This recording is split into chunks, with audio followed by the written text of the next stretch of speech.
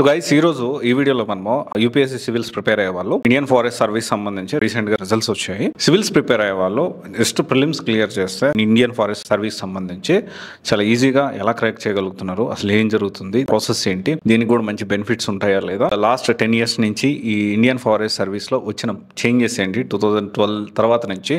So దాని గురించి ఈ వీడియోలో డిస్కస్ చేద్దాము. Most of the Telugu people ఏం చేస్తారంటే ఈ ఇండియన్ ఫారెస్ట్ సర్వీస్ గురించి ఒక 3 attempts అయిపోయినాకో 4 attempts అయిపోయినాకో దీని గురించి ఆలోచిస్తూ ఉంటారు. జనరల్గా ఏం చేస్తారంటే జనరల్ కేటగిరీ ఉన్నారనుకోండి, యూపీఎస్సీ ప్రిపేర్ అవుతున్నారు అనుకోండి, సో దీనికి సంబంధించి ఒక 4 attempts ఇచ్చి కొంచెం బ్రేక్ తీసుకొని ఇండియన్ ఫారెస్ట్ సర్వీస్ ఒక 1 or 2 attempts ఇచ్చి మళ్ళీ దీనికి ట్రై చేయడం ఇలా చేస్తూ ఉంటారు. అసలు ఎందుకు చేస్తారు ఏంటి అనేది మనం ఈ వీడియోలో డిస్కస్ చేసుకుందాం. ఏం జరిగిందంటే ఫస్ట్ 2012లో ఇంతకుముందు ఏంటి అంటే అసలు కంప్లీట్లీ ఇండియన్ ఫారెస్ట్ సర్వీస్ అనేది సపరేట్ ఎగ్జామ్ అండ్ అసలు సివిల్స్ కి సంబంధం లేదు. సేమ్ యూపీఎస్సీ బోర్డు కండక్ట్ చేస్తుంది కానీ దానికి సంబంధం లేదు. 2013 నుంచి ఏం చేశారంటే యూపీఎస్సీ సివిల్స్ సంబంధించి సివిల్స్ ప్రిలిమ్స్ అనేది కలిపి పెట్టడం స్టార్ట్ చేశారు. కానీ ప్రిలిమ్స్ ఒకటే కలిపి పెడతారు కానీ దాని తర్వాత మెయిన్స్ ప్యాటర్న్ వేరే ఉంటుంది. సో తర్వాత వచ్చేసి ఇంటర్వ్యూ కంప్లీట్లీ డిఫరెంట్ ఉంటుంది. అయితే ఇక్కడ ఇంకొక విషయం ఏంటి అంటే ఈ ఇండియన్ ఫారెస్ట్ సర్వీస్ సంబంధించి ఇంతకుముందు ఏంటి అంటే ఒక 70 to 80 పోస్టులు అలాగ ఉండేవి. తర్వాత లాస్ట్ 4-5 years నుంచి మనం గమనిస్తే అప్రాక్సిమేట్లీ 150 పోస్టుల వరకు ఇంక్రీజ్ అయ్యాయి. ప్రిలిమ్స్ రాసే వాళ్ళు 1,50,000 అట్లా ఈ లోపలే ఉంటారు. సో ఒక 150 పోస్టులు అయితే ఉన్నాయి. మన ఇయర్ మన వాళ్ళు మంచిగా పర్ఫార్మెన్స్ కూడా చేశారు. దానికి సంబంధించిన డీటెయిల్స్ మనం చూస్తే చేరూరు అవినాష్ రెడ్డి కానీ నిఖిల్ రెడ్డి 11th ర్యాంక్ వచ్చింది, ఐశ్వర్య రెడ్డికి 13th ర్యాంక్ వచ్చింది, తర్వాత అవినాష్ రెడ్డికి 40 ర్యాంక్ వచ్చింది, తర్వాత చింతకాయల రవికుమార్ 49, అట్లా తరుణ్ తేజ్ 53, తర్వాత గోపీనాథ్ 55 ర్యాంక్స్. మన తెలుగు వాళ్ళకి ఈ మధ్య ర్యాంక్స్ కూడా ఇంక్రీజ్ అవుతా ఉన్నాయి. అయితే ఇక్కడ ఏంటి అంటే ఇండియన్ ఫారెస్ట్ సర్వీస్ వాళ్ళు సివిల్స్ ప్రిపేర్ అయ్యే వాళ్ళు ఎలా డామినేట్ చేస్తున్నాం మనం మాట్లాడుకుందాము. సో వీళ్ళు ఏంటి అంటే ప్రిలిమ్స్ అనేది వీళ్ళు రావడం వల్ల కాంపిటీషన్ పెరిగిపోయి అరౌండ్ ఇంతకుముందు ఎలా ఉండేది మన సివిల్స్ లో చూసుకుంటే అప్రాక్సిమేట్లీ 90 మార్క్స్ కట్ ఆఫ్ ఉంది అనుకుందాం ప్రిలిమ్స్లో. కానీ ఇక్కడ ఇండియన్ ఫారెస్ట్ సర్వీస్ విషయం చూసుకుంటే ఒక 10-15 చేంజ్ ఉంటుంది. అంటే ఇక్కడ 105 కట్ ఆఫ్, 110 లేకపోతే 100 కట్ ఆఫ్, అట్లా ఆ విధంగా చేంజ్ ఉంటుంది.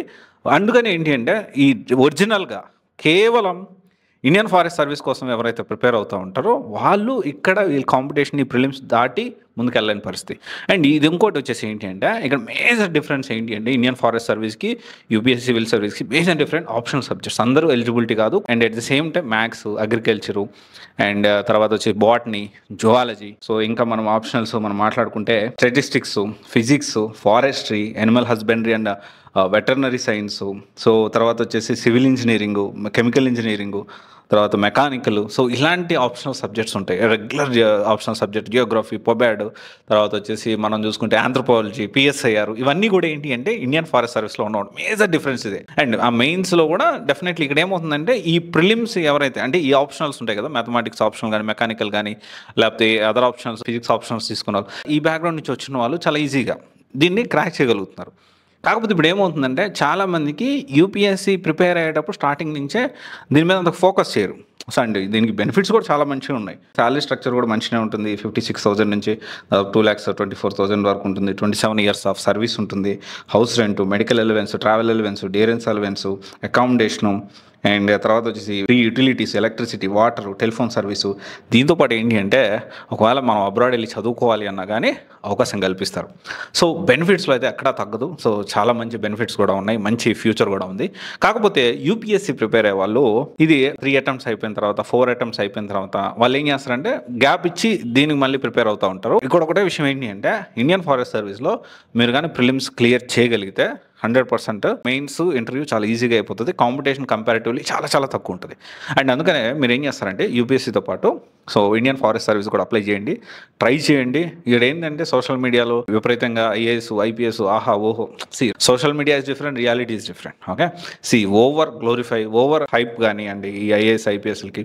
సో రియాలిటీ అనేది డిఫరెంట్. దేని జాబ్కు ఉండే వాల్యూ దానికి ఉంటుంది అండ్ దేనికి ఉండే ప్రెజర్స్ దానికి ఉంటాయి. సో ఇది ఒకసారి ఆలోచించండి.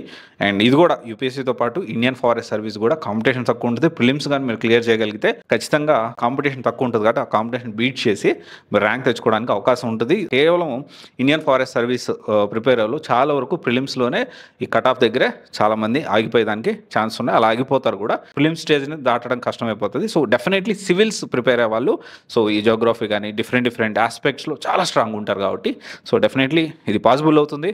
సో ఇదేమంటారు చూడండి, మొన్న గ్రూప్ 1 తెలంగాణ సంబంధించింది కూడా అందరూ యూపీఎస్సీ ప్రిపేర్ అయ్యే వాళ్ళు గ్రూప్ 1 క్రాక్ చేశారు. మంచి మంచి ర్యాంక్స్ వచ్చిన వాళ్ళందరూ కూడా మీరు గమనించండి, యూపీఎస్సీ ప్రిపేర్ అయ్యే వాళ్ళు గ్రూప్ 1 కొడతారు, యూపీఎస్సీ ప్రిపేర్ అయ్యే వాళ్ళు గ్రూప్ 2 కొడతారు, యూపీఎస్సీ ప్రిపేర్ అయ్యే వాళ్ళు ఇండియన్ ఫారెస్ట్ సర్వీస్ కూడా ప్రిపేర్ అవుతారు. సో ఇక్కడ ఏంటి అంటే, సో యూపీఎస్సీ అనేది ఈ మల్టిపుల్ ఒక ట్రమెండస్ నాలెడ్జ్ అయితే యూపీఎస్సీ ప్రిపేర్ వాళ్ళకి వస్తుంది. సో డెఫినెట్లీ ఇది ప్లాన్ చేసుకొని, కానీ టైం ఫ్రేమ్ పెట్టుకోండి, ఎన్ని సంవత్సరాలు ప్రిపేర్ అవ్వాలి, సో ఎన్ని సంవత్సరాలు ఫోకస్ చేయాలి, మన ఫైనాన్షియల్ బ్యాకప్ ఏంటి, ఇవన్నీ కూడా ఆలోచించి డార్క్ రియాలిటీ ఏంటి అవన్నీ కూడా తెలుసుకొని మనకు తూగలుగుతామా, అన్ని రోజులు మనం ఆగలుగుతాం, అంత పేషెన్స్ లెవెల్ మనకు ఉందా, సో మన ఫైనాన్షియల్ బ్యాకప్ ఉందా, మన తల్లిదండ్రులు బేర్ చేయగలుగుతారా మనల్ని. సో ఆల్రెడీ మీరు బీటెక్లు కానీ డిగ్రీ కానీ లేకపోతే ఎంబీఏ ఎంసీఏ చాలా చదివించి చాలా బర్డన్ కూడా వాళ్ళు తీసుకొని ఉంటారు పేరెంట్స్. సో ఎనీవే ఇది ఒకసారి మీరు ఆలోచించి రైట్ డెసిషన్ తీసుకోండి. All the best.